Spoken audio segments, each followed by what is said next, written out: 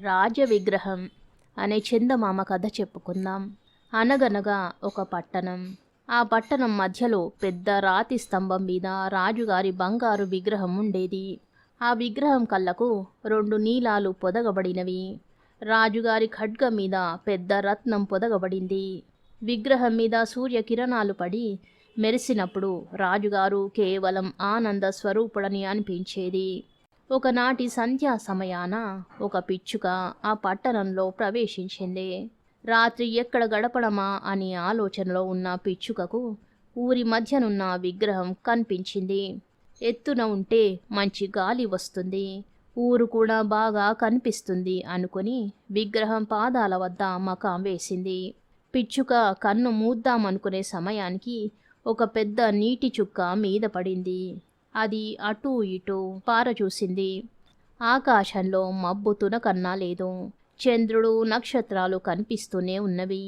ఏమిటి చిత్రం అనుకుంటుండగా మరో పెద్ద నీటి చుక్క మీద పడింది. పిచ్చుకకు అనుమానం వేసి తల పైకెత్తి చూసింది. విగ్రహం కన్నీరు కారుస్తున్నది. ఎప్పుడూ ఆనందంగా ఉండే విగ్రహం చెంపల మీద కన్నీరు చూసి పిచ్చుకకు జాలి కలిగింది. మీరెవరు అన్నది పిచ్చుక. నేను దుఃఖమెరుగని రాజును అన్నది విగ్రహం. మరి ఎందుకు దుఃఖిస్తున్నారు అన్నది పిచ్చుక. ఆ విగ్రహం జవాబిచ్చింది. నేను బ్రతికి ఉన్నన్నాళ్ళు ఎన్నడూ బాధపడలేదు. కోటలో దుఃఖానికి ప్రవేశం లేదు. ఎంతో హాయిగా ఉండేవాణ్ణి. కోట అవతల ఏమున్నదో నేనెప్పుడూ విచారించలేదు.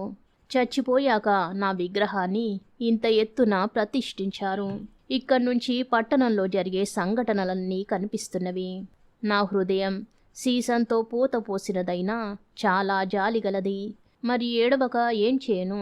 తనతో మాట్లాడుతున్నది ఒక విగ్రహం అన్న సంగతి జ్ఞాపకం వచ్చి అప్పుడు పిచ్చుక చాలా ఆశ్చర్యపడింది.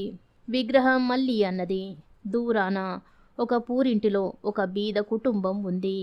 ఒక ఆమె బక్క చిక్కిన శరీరంతో, పాలిపోయిన ముఖంతో గుడ్డి దీపం పెట్టుకుని కుట్టు పని చేస్తున్నది. పలుమార్లు సూది చేతివేళ్లలో గుచ్చుకుంటున్నా ఆమె లెక్క చేయడం లేదు. పక్కన ఉన్న మంచం మీద జబ్బు పడిన బిడ్డ పడుకొని ఉన్నాడు. వాడికి ఆకలవుతోంది. నారింజ రసం ఇమ్మని తల్లిని వేధిస్తున్నాడు.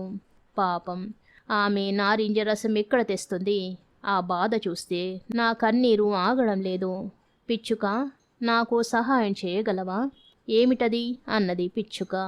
చూడు, నా కత్తిలో విలువైన రత్నం పొదగబడి ఉన్నది. దీన్ని ఆమెకు ఇచ్చి రావాలి. పగలంతా ఎగిరి ఎగిరి అలసిపోయాను. మళ్ళీ తెల్లవారుజామునే ఎగిరి పరదేశం పోవాలి అన్నది పిచ్చుక. కష్టాల్లో ఉన్న వారి పట్ల సానుభూతి కావాలి అని రాజు కళ్ళనీళ్ల పర్యంతమయ్యాడు. పిచ్చుకకు నిజంగానే జాలి వేసి రాజుకు సహాయం చేయడానికి ఒప్పుకున్నది. రాజు చెప్పిన ప్రకారం అది అతని ఖడ్గం మీది రత్నాన్ని ముక్కుతో కచ్చుకొని ఇళ్ల కప్పుల మీద నుంచి ఎగిరిపోసాగింది. చివరకు ఆ బీద ఇంటికి చేరింది. కుర్రాడు బాధతో అటూ ఇటూ దొర్లసాగాడు. తల్లి అలసిపోయి నిద్రపోతోంది. పిచ్చుక మెల్లిగా ఆమెను పక్కకు నెట్టి కుర్రవానికి తన రెక్కలతో విసరసాగింది. ఆ చల్లని గాలి హాయిగా ఉండి అతనికి చప్పున నిద్ర పట్టింది. పిచ్చుక రాజు దగ్గరికి వెళ్ళి జరిగినదంతా చెప్పి అన్నది, భలే, ఇంత చలిలోనూ నాకేదో హాయిగా ఉన్నట్లుంది. నిజమే, మంచి పని చేసినందువల్ల అలా అనిపిస్తుంది అన్నాడు రాజు. మర్నాటి ఉదయం అంత చలిలోనూ పిచ్చుక పట్టణమంతా తిరిగింది. మిగతా పిచ్చుకలు ఈ కొత్త పిచ్చుకలో ఏదో విశేషమున్నట్లు చూశాయి. కొత్త పిచ్చుక నిజంగా గర్వపడగలిగింది కూడాను. రాత్రి చంద్రోదయం అయ్యాక పిచ్చుక రాజు దగ్గరకు వెళ్ళి, ఈ రాత్రి నేను ప్రయాణమవుతున్నాను అంది. పిచ్చుక, ఆ దూరాన ఒక శిథిల గృహంలో ఒక యువకవి ఉన్నాడు. అతను కాగితాల ముందు అలసిపోయి కూర్చున్నాడు. ఈ చలికి వేళ్ళు వంకరలు పోయి ఆకలికి తట్టుకోలేక రాయలేని స్థితిలో బాధపడుతున్నాడు అన్నాడు దుఃఖమెరుగని రాజు. ఈసారి పిచ్చుక బతిమాలించుకోలేదు. సరే, ఈ రాత్రి కూడా నీ వద్దే ఉంటాను. ఒక రత్నాన్ని ఆ యువకునికి ఇచ్చిరానా? నా దగ్గర మరి రత్నాలు లేవు, కానీ నా 2 కళ్ళకు గాను 2 నీలాలు ఉన్నవి. ఒక నీలం తీసి అతనికిచ్చిరా అన్నాడు. మీ కంటిని తీయలేను అని పిచ్చుక ఏడవసాగింది. నేను చెప్పినట్లు చెయ్యి పిచ్చుక అని రాజు బతిమలాడాడు. చివరకు పిచ్చుకకు తప్పలేదు. నీలం ముక్కున కరుచుకొని పిచ్చుక ఎగిరిపోయింది. ఆ కవిగారి ఇంటికి తలుపులు లేనందువల్ల లోన ప్రవేశించడం కష్టమవ్వలేదు. కవి అలసిపోయి 2 చేతులలో మొహం కప్పుకొని ఉండడం వల్ల పిచ్చుక వచ్చిన సంగతే తెలియదు. కాసేపటికి మత్తు వదిలి చూసుకునేటప్పటికీ పక్కన నీలం ఉన్నది. నా రచనల్ని ప్రజలు మెచ్చుకుంటున్నారు. ఎవరో నాకీ కానుక పంపారు అనుకున్నాడు కవి. మర్నాడు పగలు పిచ్చుక ఊరల్లా తిరిగింది. చంద్రోదయం అయ్యేటప్పటికి రాజు దగ్గరకు వచ్చి, నేను వెళ్తున్నాను, చెప్పిపోయేందుకు వచ్చాను అని అన్నది.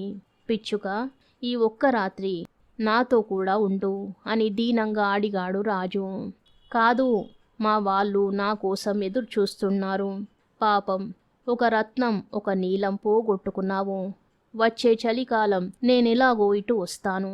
అప్పుడు నీకు ఒక రత్నం ఒక నీలం తెచ్చి పెడతానులే. ఇప్పటికి మాత్రం సెలవు అంది పిచ్చుక. పిచ్చుక, ఆ దూరాన ఒక చిన్న పిల్ల ఉంది.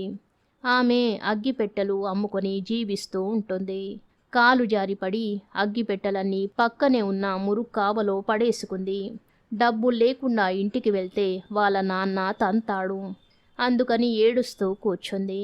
నా 2వ కంటిని తీసుకొని వెళ్ళి ఆమెకి ఇవ్వు అన్నాడు రాజు. కావాలంటే ఈ రాత్రి కూడా నీతోనే ఉంటాను, కానీ 2వ కన్ను కూడా తీసివేయలేను.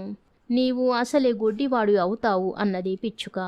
నాకేం విచారం లేదు పిచ్చుక, నేను చెప్పినట్లు చెయ్యవమ్మా అన్నాడు రాజు బతిమాలుతూ. పిచ్చుక రాజు 2వ కంటిని పెరకక తప్పలేదు. ఆ నీలం ముక్కున కరుచుకొని వెళ్ళి ఆ చిన్నపిల్ల చేతుల్లో పెట్టింది. భలే బాగుంది అని ఆనందంతో కళ్ళ నీళ్లు కూడా తుడుచుకోకుండానే ఆ పిల్ల ఇంటికి పరిగెత్తింది. పిచ్చుక విచారంగా రాజు వద్దకు వచ్చి, నేను ఎప్పుడూ నీతోనే ఉంటాను, అంధుడివై నీవెలా జీవిస్తావు అన్నది. కాదు, మీ వాళ్ళు నీకోసం ఎదురు చూస్తుంటారు, వెళ్ళు అన్నాడు రాజు. వెళ్ళను, ఇక్కడే ఉంటాను అని పిచ్చుక ఆ రాత్రి కూడా రాజుగారి పాదాల వద్ద పడి నిద్రపోయింది. మర్నాడు పిచ్చుక ఊళ్ళోకి వెళ్ళలేదు. రాజుగారి భుజం మీద కూర్చొని తాను తిరిగిన ప్రదేశాలలోని వింతలు చెప్పసాగింది. ఎన్నో విచిత్రాలు విన్నాక రాజు అన్నాడు, కానీ వీటన్నిటికన్నా విచిత్రమైనది మానవుని బాధ. పిచ్చుక, నేను పరిపాలించిన ఈ పట్టణమంతా తిరిగి ప్రజల బాధలు నాకు చెప్తూ ఉండు అన్నాడు. పిచ్చుక పట్టణమంతా తిరగసాగింది. కలవారి ఇళ్లల్లో విందులు జరుగుతున్నవి. వారు తినగా పారేసిన ఎంగిలి మెతుకుల కోసం బీదలు వారి మేడల నీడల్లో కాచుకుని కూర్చున్నారు. చిన్న చిన్న సందుగొందుల్లో ఆకలి బాధతో కృంగి కృషించిన చిన్న పిల్లల జాలి ఒలిపే స్థితి పిచ్చుక కంటబడింది. పిచ్చుక ఈ సంగతులన్నీ రాజుకు చెప్పింది. నా శరీరం నిండా బంగారు తొడుగులు ఉన్నవి. ఒక్కొక్క తొడిగే తీసి నా బీద ప్రజలకు పంచు, అందువల్ల వారు సుఖంగా ఉంటారు అన్నాడు రాజు. ఒక్కొక్క తొడిగే తీసి పిచ్చుక బీదవారికి ఇవ్వసాగింది. చివరకు రాజు విగ్రహంలో కంచు తప్ప మరేమీ లేదు. కానీ బీద పిల్లలు ఇప్పుడు సంతోషంగా హాయిగా ఆడుకుంటున్నారు. చలి తీవ్రమైంది. మంచు విపరీతంగా కురియసాగింది. పిచ్చుక చలికి తట్టుకోలేని స్థితికి వచ్చినా రాజును విడిచిపెట్టలేదు.